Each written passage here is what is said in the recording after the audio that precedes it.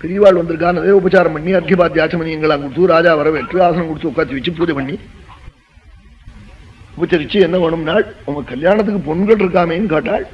ரொம்ப சந்தோஷப்பட்டான் ராஜா. என்ன நினைச்சா, நெல்ல வரணா இவர் சொல்ல போறாராக்கம்னு நினைச்சுக்கிண்டு 50 பொங்கல் இருக்கு, நீங்க வந்து நல்ல முகூர்த்தத்துல கல்யாணம் நடக்கணும் சொல்லுங்க நாள்.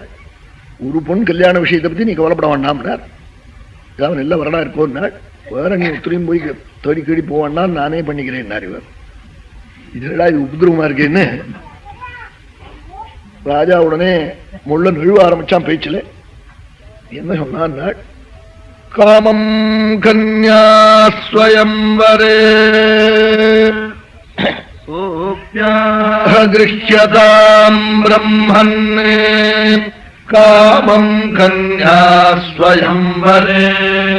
கன்னிக்க விஷயத்துல நாம் போய் அவரை பண்ணிக்கோ இவரை பண்ணிக்கோன்னு சொல்லப்படாது, பொண்ணு இஷ்டப்படணும் சொன்னாளா. பொண்ணு இஷ்டப்படணுமோ இல்லையா, இவர் அப்பவே தெரிஞ்சு விட்டா. சரிதான், என்னத்தினால இப்படி சொல்றான் ராஜா, தலை ஆடி போச்சு, நரைச்சு போச்சு.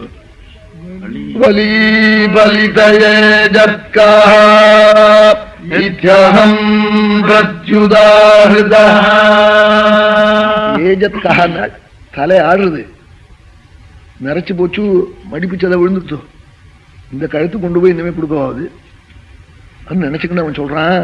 நித்யஹம் பிரத்யுதாஹ்ருதா இருக்கட்டும், சாதயிஷ்யே சுராத்மானம் மனசுக்குள்ள நினைச்சுக்கிட்டாரா. தேவஸ்திரீகள் பார்த்து என்ன மோகிக்க முடியாத திவ்ய ரூபத்தை எடுத்துக்கிறேன்னு நினைச்சுக்கிட்டாரா. அவசரம் தான் இருக்கு. அப்படி எடுத்துன்னு ஒரு தீர்மானம் பண்ணினாலாம். அப்படி தீர்மானம் பண்ணி பொண்ணை கூப்பிடுங்க விசாரி வந்து பார்க்க சொல்லுனாராம். பொண்ணு இங்க வரமாட்டா, நீர் போய் பாரும், 7வது மெத்த மேல இருக்காருனாலாம். என்னமோ மாடி ஆற முடியலேன்னு ஊருக்கா போட்டோமே நினைச்சுன்னு சொன்னான். அப்படி ஆனா வா போவோம்னார். நான் வரல, நீர் போவோம்னார். அந்தப்புறமாச்சேன்னார். நீர் எந்த புறத்துக்கு போனா என்ன போகணும்ட்டான். நீர் போறத பத்தி எங்க போனா என்ன புறப்பட்டு போகணும்ட்டான். உடனே அவர் கழியை ஊனிக்கிண்டு அந்த புறத்துக்கு போனார்.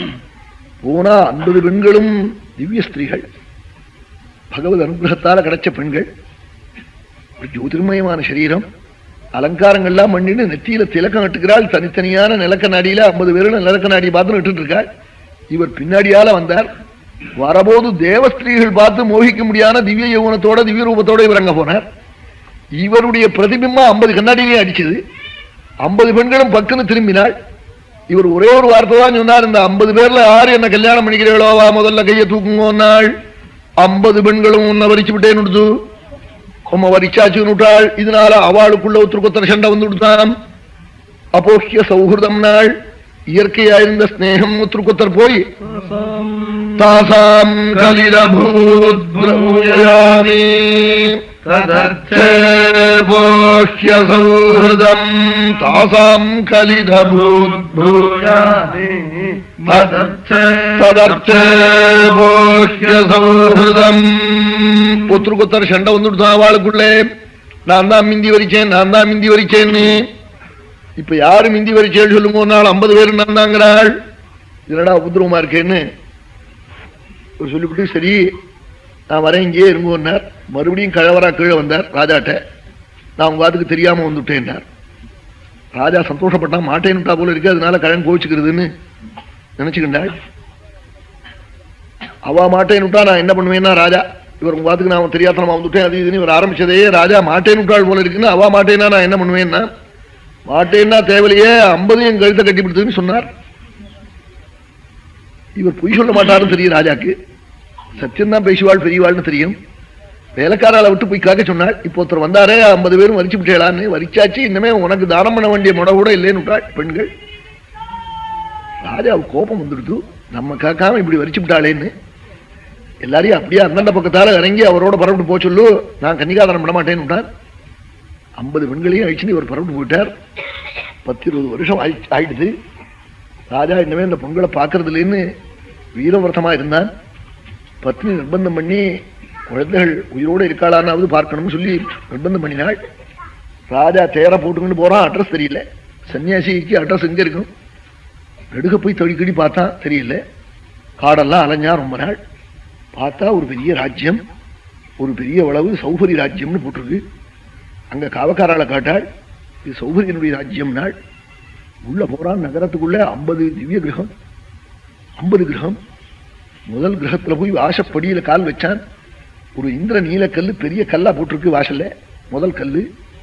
அதுல கால் வச்ச உடனே என்ன பண்ணினான் ராஜான் சுக்காச்சாரியாள், 7 தீபம் இந்த கல்லுக்கு ஈடாகாதா, தான் 7 தீபம் ஆடுறோங்கிற அகம்பாவத்தை விட்டானா. முதல்ல அந்த கல்லை தபஸ்னால, தபஸ் இருந்தா என்ன கிடைக்காது, 7 தீபம் தன் கையில் இருக்கிறங்கிற அகம்பாவத்தை விட்டான். அந்த காலடி வச்ச உடனே உள்ள போனான். குழந்தை அங்கிருந்து ஓடி வந்து நமஸ்காரம் பண்ணினாள் பெண்.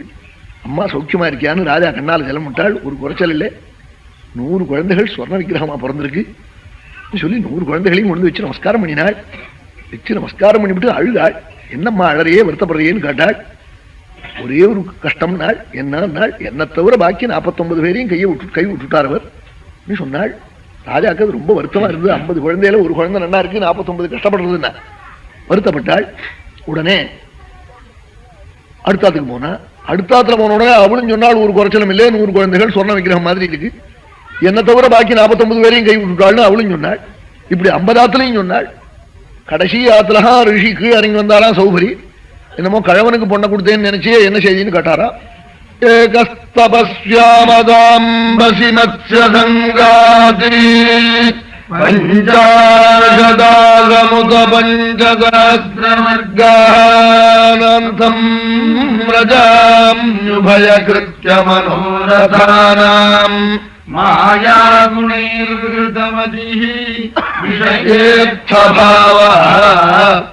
ராஜன் கூப்பிட்டாளாம். ஏகஸ்தபஸ்வீ அகம், ஒருவனாய் ஜலத்துக்குள்ளே தனிச்சிருக்கிற போது ஒருவனாயிருந்தேன், சங்கம் இல்லாமல் இருக்கிற போது ஒத்தனாயிருந்தேன், மத்திய சங்கத்தை அடைஞ்சேன், அதனால 50 பேரானேன். மத்திய சங்கத்தினால 50 பெண்களை கல்யாணம் பண்ணிட்டாள். ஏகஸ்தபஸ்வீயம் அதம்பசி மத்ஸ்யசங்க பஞ்சாசதாசமுத பஞ்சசஹஸ்ரவர்க. மத்ஸ்ய சங்கத்தினால 50 பேரானேன், 50 ஸ்திரீகளுடைய சங்கத்தினாலே 5000 பேரானேன். ஊத்திற்கு 100 பிள்ளைன்னா 5000 பேரானேன். இந்த 5000 பழங்களோட சேர்ந்திருந்தானா இன்னும் என்னெல்லாம் ஆழ்வேனோ. ஆகையினால 50 பெண்கள் 5000 பேரன் எல்லாரையும் ஆயிடுச்சுன்னு ஊருக்கு போனான், தபசுக்கு போனோம் நாளாம். உடனே சொன்னாலாம், முடிவு தெரியலன்னு விட்டார் இவர்.